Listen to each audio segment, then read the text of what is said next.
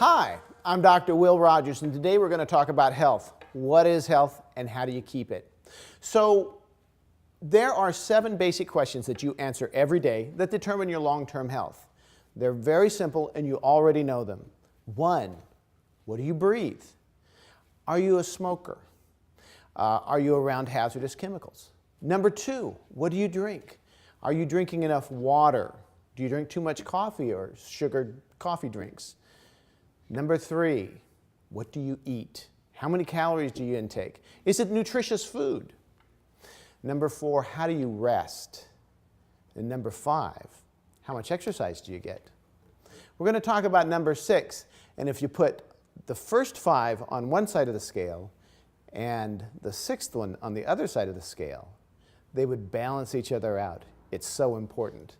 So I'm going to talk about the first 5 so you listen to me, and then we're going to talk about the 6th one, and then we'll end up with the 7th one. So here we go. Number 1, breathe. Do you breathe deeply?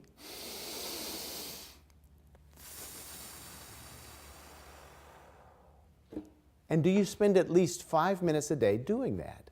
In America, we're shallow breathers. We don't pay much attention to it, but it's that ability to take in oxygen and release it that allows us to be calm. When we get short of oxygen, we begin to panic. Not good. Number 2, how much water do you drink? Let's say I weigh 200 pounds. If you take my body weight, cut it in half, and change the pounds to ounces. So we cut it in half, that's 100.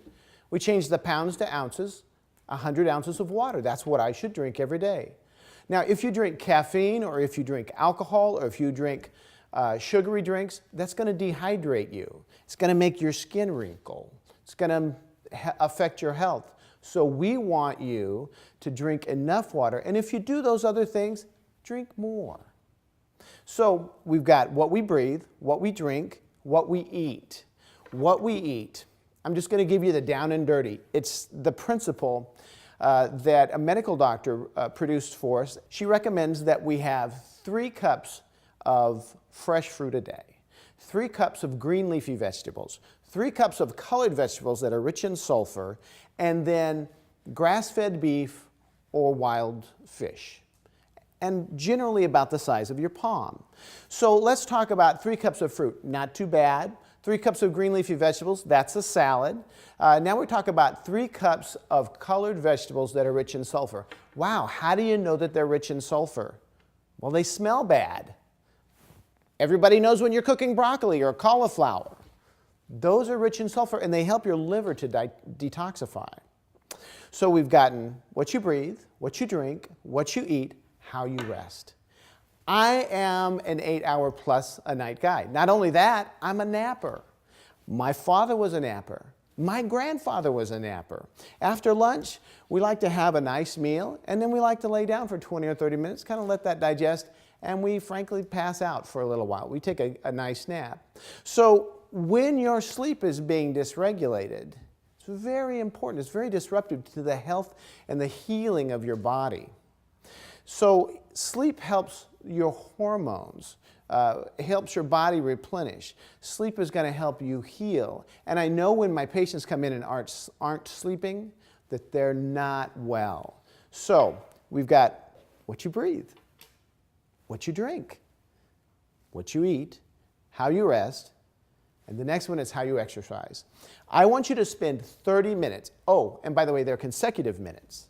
I want you to spend 30 consecutive minutes exercising every day.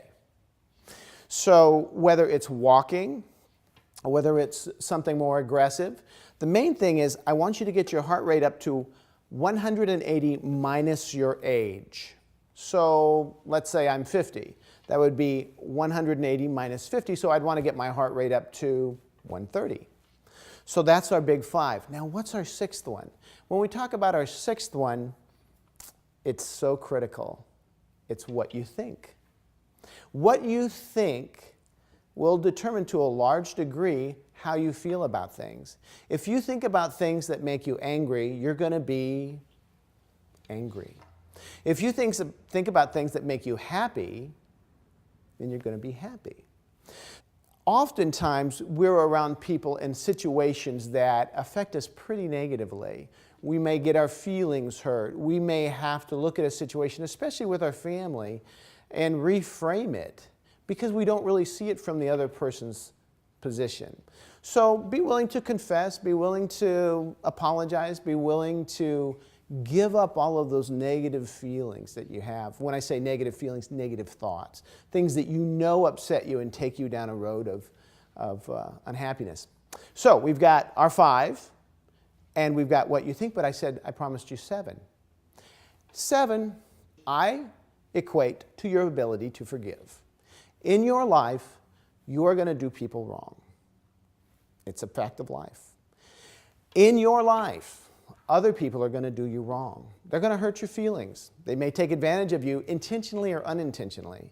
But if you're unable to forgive, then you're going to be stuck in that for a long time. And the person who suffers is you. So let's go back and take a look at what we've talked about. We've talked about what you breathe. We've talked about, that's right, what you drink. We've talked about what you eat. We've talked about how you rest. We've talked about how you exercise. We've talked about what you think, and now we've talked about that we need to forgive.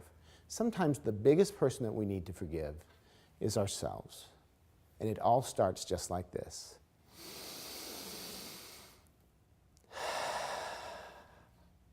Thank you for letting me have a few minutes of your day.